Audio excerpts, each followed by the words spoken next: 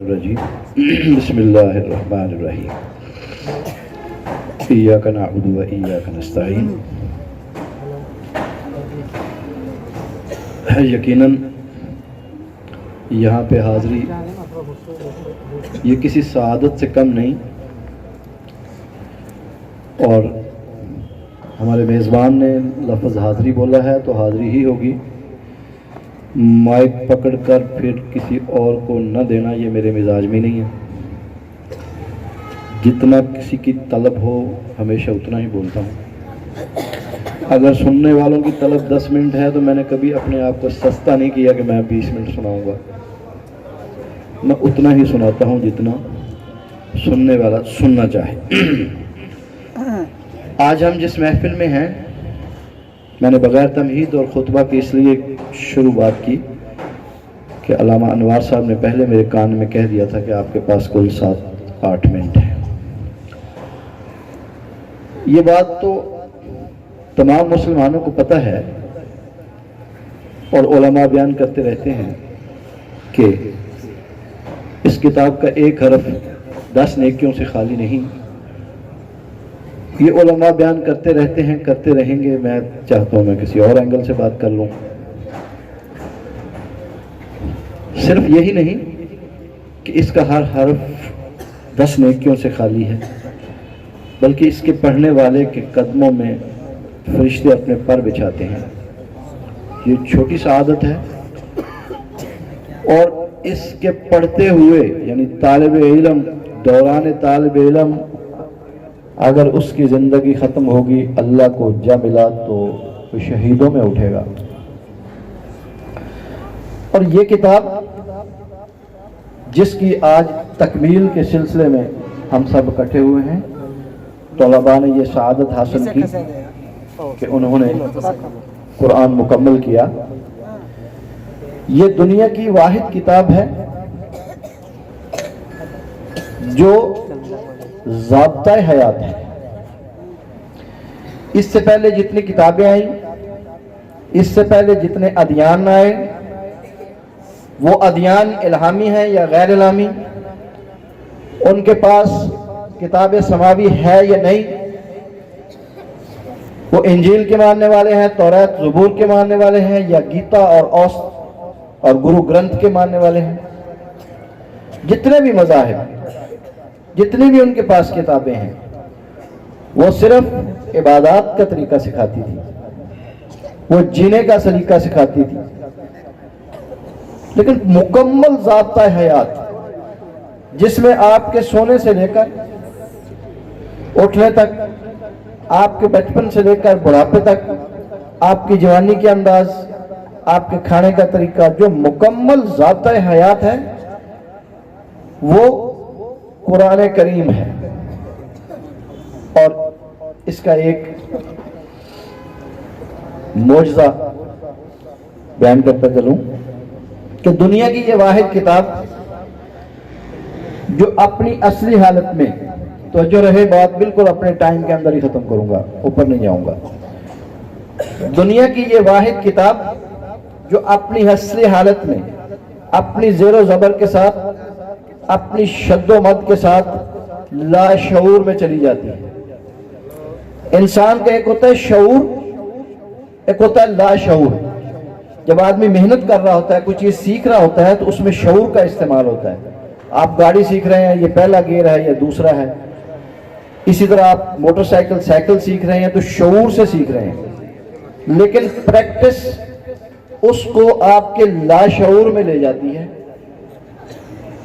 آپ نے شعور سے گاڑی سیکھی، اب آپ مکمل ڈرائیور ہو گئے تو آپ باتیں بھی کر رہے ہیں، کیسٹ بھی بدل رہے ہیں، گیئر بھی لگا رہے ہیں۔ کبھی آپ نے سوچا یہ چوتھا گیئر ہے، تیسرا گیئر ہے، اور آپ کا لاشعور ہی وہ سارا کام کر رہا ہوتا ہے۔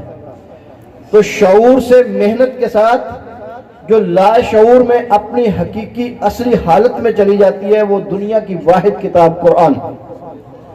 آپ تجربہ کر کے دیکھ لیں، آپ اردو کا کوئی مضمون یاد کریں، سناتے وقت، لکھتے وقت آپ کا ہیں، میں، تھے، کوئی نہ کوئی چیز آپ اپنی طرف سے ڈال دیں گے۔ آپ انگلش کی کوئی سٹوری کو مضمون یاد کر کے دیکھ لیں تو آپ حرف بہ حرف نہیں لکھ سکیں گے، کچھ نہ کچھ چیزیں آپ اپنی طرف سے تبدیل کر بیٹھیں گے۔ لیکن دنیا کی یہ واحد کتاب جس کو شعور کے ساتھ محنت کی، یاد کیا تو اپنی اصلی حالت میں وہ لاشعور میں چلی جاتی ہے۔ اب آپ کی توجہ جدھر مرضی ہو، آپ کہیں گے نا الحمدللہ رب العالمین الرحمن الرحیم مالک یوم الدین، چھوڑ کے اگلی آیت پڑھ کے دکھاؤ، 2 آیتیں چھوڑ کے اگلی تیسری آیت پڑھ کے دکھاؤ، آپ کا لاشعور اسے ایکسیپٹ ہی نہیں کرے گا، آپ آگے چل ہی نہیں سکیں گے۔ یہ اس کے معجزہ ہے کہ اپنی اصلی حالت میں محنت کے بعد یہ لاشعور میں چلی جاتی ہے۔ اب حافظ پڑھ رہا ہے، بچہ شرارتیں بھی کر رہا ہے، یہ کر رہا ہے، لیکن منزل اس کی صحیح چل رہی ہے۔ ایک میں اپنے مشاہدے کی بات بتاتا ہوں۔ حضرت عبداللہ درخواسی رحمہ اللہ کے مدرسے کی بات ہے کہ ایک بچہ تھا، وہ رات کو جب سوتا تھا تو خواب میں منزل پڑھتا تھا، اس کے پاس سننے والے بیٹھ جاتے، وہ منزل پڑھتے پڑھتے جب کہیں اٹکتا وہ لقمہ دیتے، وہاں سے آگے چل پڑتا۔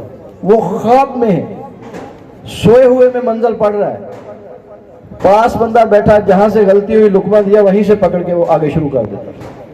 یہ دنیا کی واحد کتاب ہے جس کے ساتھ یہ بطور معجزہ یہ چیزیں شامل ہیں۔ ہم نے کیا کیا؟ ہم نے اپنی اس کتاب کے ساتھ، جس کو دنیا مان گئی کہ یہ ضابطہ حیات ہے، ہم نے تو زینت بنا دی اپنی الماریوں کی، خوبصورت غلاف، خوبصورت کپڑا۔ ہم یہی سمجھتے ہیں کہ یہ عبادت کر رہے ہیں کہ اس کو بڑی قیمتی کپڑے میں ہم نے لپیٹ کے رکھ دیا۔ پہلے تو گھروں میں صبح صبح اس کی تلاوت ہوتی تھی، اب تو وہ بھی کم ہوگی۔ صبح بھی اٹھتے ہی واٹس ایپ کے کچھ میسج دیکھنے ہوتے ہیں اور جواب دینے ہوتے ہیں، تو ہم صبح کی تلاوت سے بھی آہستہ آہستہ محروم ہوتے چلے جا رہے ہیں۔ جبکہ یہ ضابطہ حیات جس پہ دنیا رشک کردی کرتی ہے، یہ ہمیں صرف پڑھنے کے لیے، صرف حفظ کرنے کے لیے، صرف یاد کرنے کے لیے نہیں آئی یہ کتاب۔ یہ کتاب اس پہ عمل، یہ الگ بات ہے کہ حفظ کرنا بہت بڑا اجر، اور حافظ جو ہے وہ 10 گناہگار آدمیوں کو جس پہ جہنم واجب ہو چکی ہوگی اس کی سفارش کروائے گا، اور عالم ایسے 70 کی سفارش کروا سکے گا جن پہ جہنم واجب ہو چکی۔ تو یہ کوئی چھوٹا رتبہ نہیں، لیکن اس کے ساتھ ساتھ یہ کتاب تو پڑھنے کی، سمجھنے کی، عمل کرنے کی کتاب ہے۔ آخری بات، ہم سب خوش قسمت ہیں، اس خطے میں آباد ہیں۔ خیل مدارس کے ایک استاد تھے، اللہ رب العزت اعلیٰ علیین میں جگہ دے، مولانا محمد شریف کاشمیری۔ مولانا محمد شریف کاشمیری فرمایا کرتے تھے کہ قرآن اترا حجاز میں، پڑھا گیا مصر میں، لکھا گیا ترکی میں، اور سمجھا گیا بر صغیر میں۔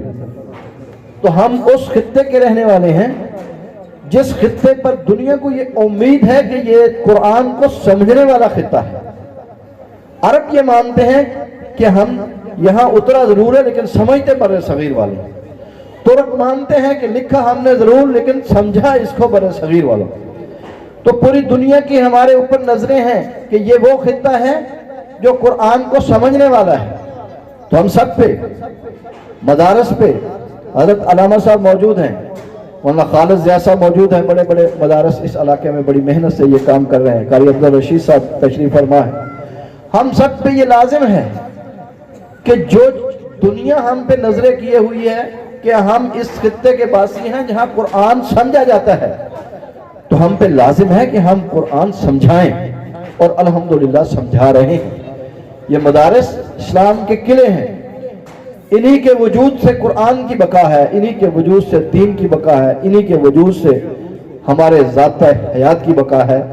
اللہ رب العزت ہم سب کو اپنے مدارس کے ساتھ تعاون کرنے کی توفیق دے، اور اپنے بچوں کو دین متین پڑھانے کی توفیق دے۔